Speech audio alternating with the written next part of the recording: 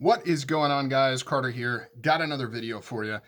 Today, we're going to be talking about, are knives investments, or are they wastes of money, or do they fall somewhere in between? A little spoiler alert, I think the last one is probably going to be the correct answer to this video. So you hear a lot of people talk about, buying knives, buying guns, their investments, and typically that statement is used as an excuse to blow money that person probably knows they shouldn't be spending. I know that I certainly have been guilty of that particular thing as well. But does that mean that knives are not investments in any capacity, or can they be investments? The short answer is they can be, but they certainly are not a good investment choice in terms of either saving your money, investing in the stock market, other things like that. However, when compared to spending it on things that are truly disposable, they certainly are, right? And what I mean by disposable is buying things that you cannot recoup the funds on, because firearms, knives, they are assets, meaning you purchase them and you own a thing that holds some sort of value. Now, that amount of value kind of depends on what it is you buy, when you buy it, what you pay for it, and then also what you can get out of it, depending on a lot of different factors. And we'll talk about some of those in this video here. But you can do certain things to ensure it's going to hold as much value as possible, as well as seeking things where if your goal is to use it as an investment, if your goal is to try and make money with that particular item, there are things you can do to help facilitate that. Now, out of knives and guns, I would say knives are probably the least investment quality option there is. Now, that being said, you can definitely make money by buying and selling knives. I've certainly done it in the past. In fact, to decent success on a few items. However, over my knife collecting career overall, I've lost money, but that's because I never approached it as an investment. I never approached it as trying to recoup or make money with it. I simply bought knives that I wanted, that I liked.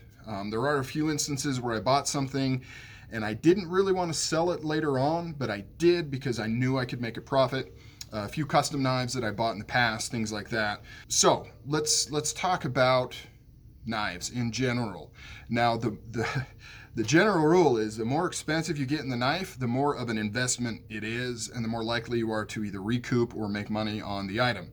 True utilitarian knives, Kershaw's, kind of your regular use, things that you would buy at a sporting goods store, things that you'd buy at your typical knife retailer are going to hold less value. User knives are just going to hold less value. If you buy one new for $60 and you try to turn around and sell it, you're not going to make your $60 back. If you are able to time it just right, where maybe a $60 knife that's a new release, it's got a little buzz behind it, you get a pre-order in, or you're just quick on the draw, you buy it, they sell out, they're unavailable, you could potentially get your money back or make a little bit of a profit. But those situations are difficult to judge because you really have to know what the reaction is going to be on this particular item, how many were produced, how many people really want this thing. And so it's difficult to kind of judge that. Now, moving on up, as you get into higher quality knives, people that are wanting to purchase these higher end items are also more likely to, I'm trying to say this delicately, throw logic to the wind. They're saying, I want this knife because maybe it's a collaboration with a particular maker that they love. They think it is a limited edition knife. They want it for collecting purposes, and they're not looking at it as a tool or a utilitarian item. They're looking at it to fill that need of seeking, wanting, and getting. So as you move up in the tier of knives, you're going to run into that sentiment more and more, which means you're going to get more and more response from people willing to pay market value or retail value that you paid and or above that retail value. Now, when you get into custom knives, and I haven't really been in the custom knife world in, 5 years, something like that. So I'm assuming it's similar to when I left it. It's the same type thing. If you can get a knife from a hot maker, you get in on their books early, they deliver that knife. In the past, how it would work is you would kind of be locked in on that price that you agreed upon when they first decided to make a knife for you, if that makes sense. So if there's a custom knife and it's $500, you get it on their books. A year later, when they go to deliver that knife, even if that knife is going for way more and people just getting on the books are paying more, you're still going to pay that $500 price. Obviously, that means you can then turn around, flip that knife for current market value, and at the very least, current list value for that particular maker. Now, I think a lot of makers have moved away from that model because it doesn't benefit financially that makers as much as selling it at current market value. I think a lot of makers move to more of I just make knives and then I post them on my website, first come, first get, and they price them according to what the current market value is. So obviously that benefits the maker more in terms of financially anyways, and it is less advantageous for the collectors. But overall it somewhat hurts the overall industry, because the concept of seeking out these makers and being an early backer and an early supporter of that maker and getting in on that original price, and then if they do take off, you kind of come out ahead. I mean, that's part of the game. That's part of what gets people excited about it. So anyways, the point of this video isn't to get into the dynamics of buying and selling custom knives. I'm just saying that is an opportunity that you can exploit for buying and selling knives. Now, on the flip side, you can run into other issues. Now, these are less common, but things like, for example, Andrew Demko.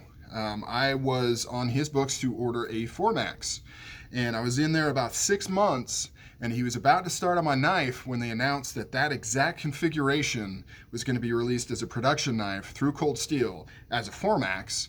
And had I been a little later, it wouldn't have been the best deal for me, because all of a sudden that sought after knife isn't going to be so sought after when they're like, well, I can basically get the same knife, same type materials as a production knife for like a third or a quarter of the cost of the custom. Now, a custom is always a custom and a production is always a production.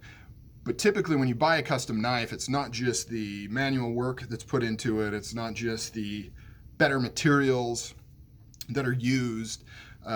It's also, you get that kind of non-production knife features, things that just aren't feasible to produce in a production knife, or at least that's how it used to be. Things are changing because production values and quality is going way up, ability is going way up, but in the good old days, you just couldn't get that. Like, there were certain features you could get in a custom knife that you just could not get in a production knife. They didn't have the ability to, whether it was cost prohibitive or machine prohibitive or design prohibitive. They couldn't do that in the production knife. The production knife was always a watered down version of the custom knife, is the best way to put it.